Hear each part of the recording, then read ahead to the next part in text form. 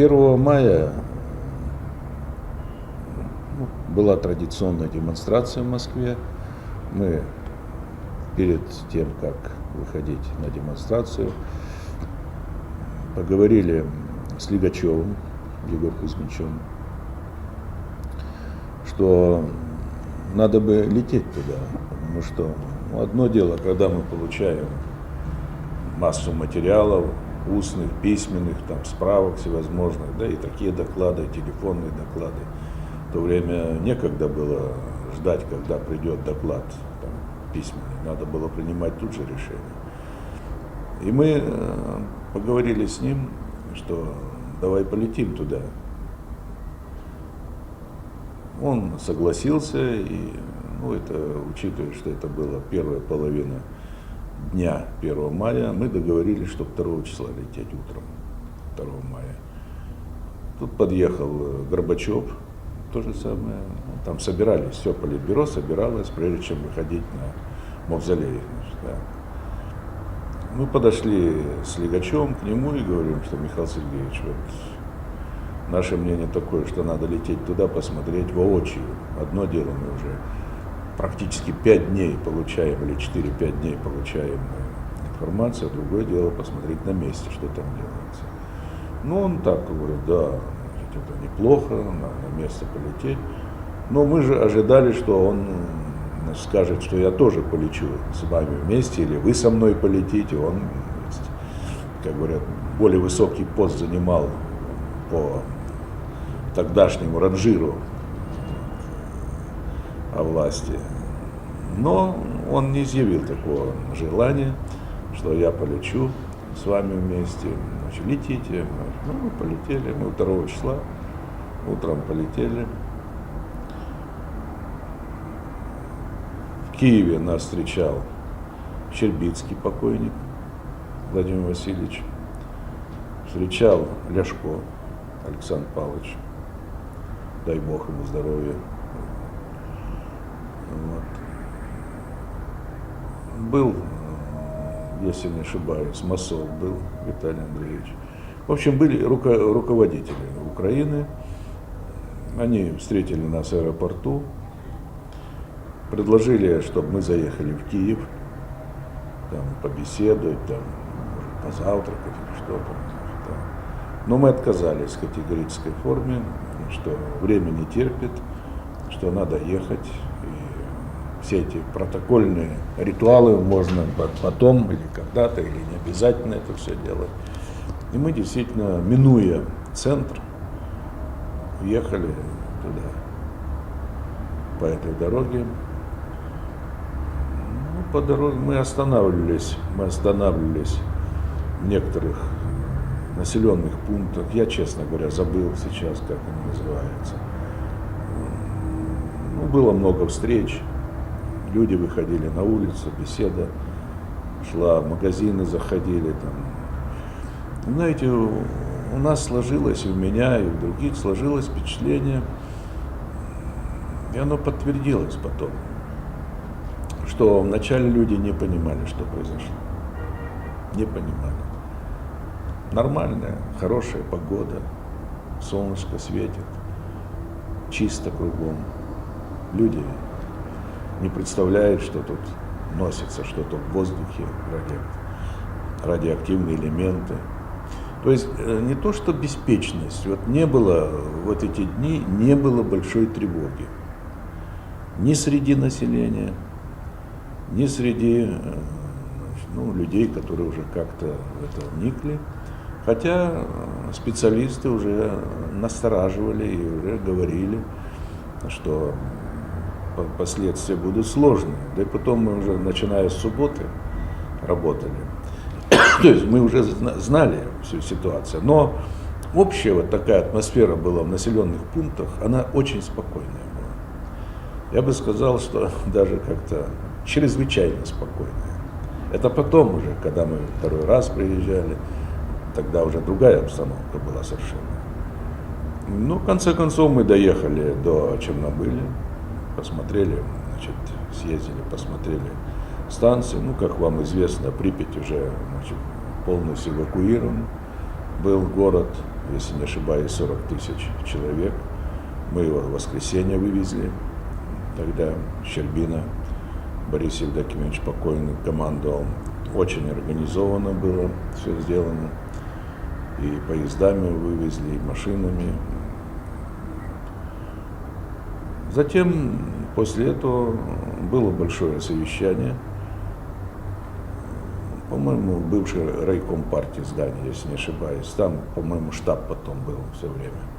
Я уже потом прилетал туда. И там было большое совещание. Вы интересуетесь, переодевали нас. Нет ничего. Мы не переодевались абсолютно. Вот, как мы ехали на машинах, так мы были в деревнях и населенных поселках. И так приехали, значит, в Припять, так мы ездили к станции. Так мы вернулись, значит, все. Ничего мы не переодевались, абсолютно. Вот как были в костюмах, так мы и были. Вот, я не помню, плащи, что ли, у нас были, и все. Это уже второй раз, когда мы с Чебриковым были, ездили, а в Беларуси тогда Слиньков был, тогда действительно все делалось по всей форме. Все снимали с себя, одевали белую спецодежду, и, значит, потом нас мыли, полоскали, и после деревень, где мы объезжали строительство и в Беларуси, мы тогда долго мы ездили. А здесь ничего не было. Самый главный вопрос, который необходимо было решить на этом совещании 2 мая, кроме общей ситуации, которая складывалась, надо было решить вопрос, что делать с зараженным районом. Это главный вопрос был. Потому что Припять убрали, эвакуировали народ. А вот эта знаменитая клякса, она неправильной формы круга, не было такого круга, потому что роза ветров поворачивалась, ветер там с запада поворачивался, если не ошибаюсь, на северо-запад. И поэтому большая часть всплеска была именно на Белоруссию направлена. И получилась такая клякса. И здесь большие были споры, и ученые спорили, и специалисты, что надо все-таки как-то идти по границам вот этой кляксы, не делать какую-то окружность в центре Чернобыля, а вот именно по границам кляксы. Но мы не пошли по этому пути, хотя многие настаивали, что это аванс какой-то, с большим авансом мы все это делаем, с каким-то резервом мы все это делаем, что если провести окружность 30 километров, там радиус, значит, то много попадает населенных пунктов, которые по данным разведки, традиционной разведки, там благополучное положение. Но тем не менее, мы все-таки перестраховались. Я понимал, что за мной окончательное решение, что бы там ни говорили, как бы там ни выступали люди, не доказывали. Кто-то один должен был принимать решение. Я был старший председатель Совета Министров, руководитель оперативной группы Политбюро. Вот. И мы приняли решение, взяли крайнюю точку, она была в Беларуси, крайняя точка. И вот от этой крайней точки, сколько получилось, сделали радиус. И утвердили там же, протокольно утвердили, что по этому радиусу эвакуируют людей. Я думаю, мы поступили в то время правильно. Надо было перестраховываться. Тут же дали команду по телефонам украинские власти, что надо подтягивать эти автобусы. Ну, с Киева, сам с других городов пошли колонны автобусов. Мы там были, я не знаю, где-то к концу дня мы выехали оттуда. Навстречу уже шли, я думаю, Тысячи уже шли автобусы. Тысячи. А через день, Щербина там остался, через день он мне уже в Москву, да, я, значит, потом улетел в Москву, он докладывал, что, говорит, все, всех вывезли, там на второй день всех вывезли, говорит, одни собаки остались, бегают собаки, и все.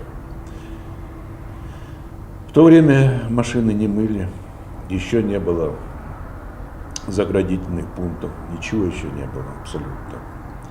Это все только еще рисовалось, все это, значит, как говорят, носилось предложение, это потом уже стали огораживать эту зону, и стали посты ставить, и, значит, мойки там были.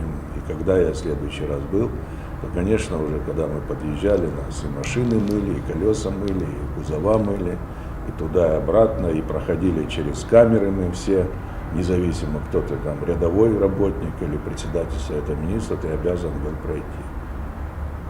Ну, это было потом. Но что я уверен в этом, то, что произошло, это не случайность. Да, кстати, я об этом и говорил на Политбюро. Ведь Политбюро заседало довольно часто. Особенно первое время, первые месяцы, оно очень часто, каждую неделю обсуждали вопрос, а иногда специально собирали Политбюро. И каждую неделю я там что-нибудь докладывал, или один вопрос, или второй, или там медицинская защита, или там захоронение, саркофаг там, и так далее.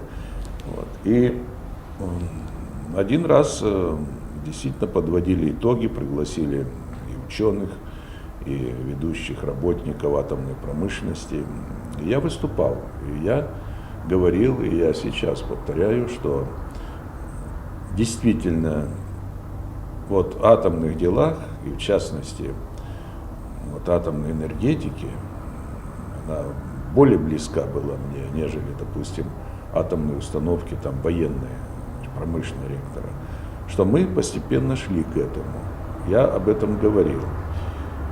Я сам машиностроитель по профессии, по образованию, по профессии. Я 25 лет отдал заводу Уралмашу. То есть я что-то понимаю в этом деле и понимал. Может, сейчас меньше понимаю, но в то время больше понимал. Я машиностроитель, и для меня иногда было просто непонятно, допустим, когда докладывали о том, что какие-то дефекты, допустим, в паропроводах, там, это не связано с Чернобылем. Вообще, вот, атомная промышленность. То дефекты в одном месте, то, значит, в другом, то в третьем месте дефекты. То обнаружат во время эксплуатации, то во время, допустим, проверки на каком-то заводе какие-то дефекты обнаруживают, которые, если бы они попало, это оборудование попало в эксплуатацию, могло вызвать какую-то аварию.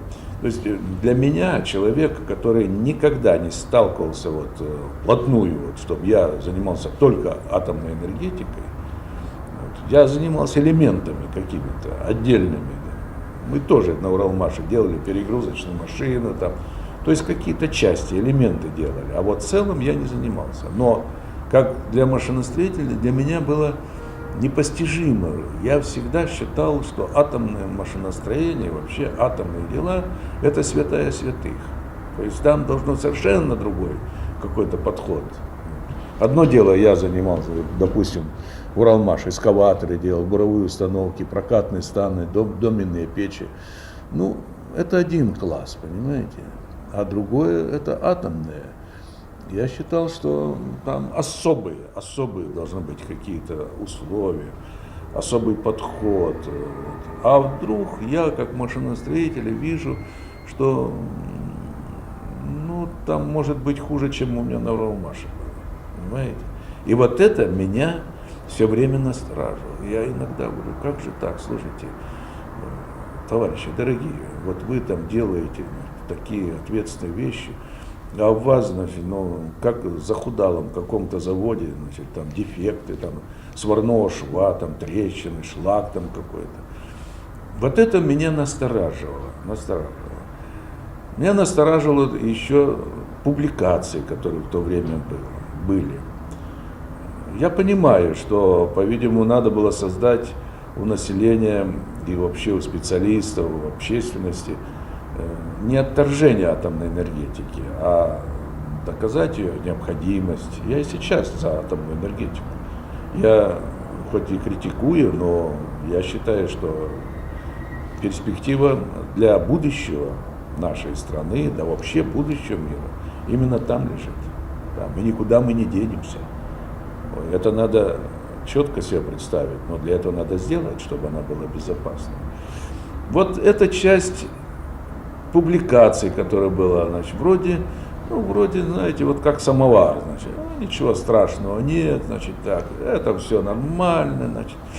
Вот часть публикаций, которые в газетах я читал, я не читал специальные журналы, значит, но газеты, журналы такие, значит, я читал, и я видел, что какое-то легкое такое отношение.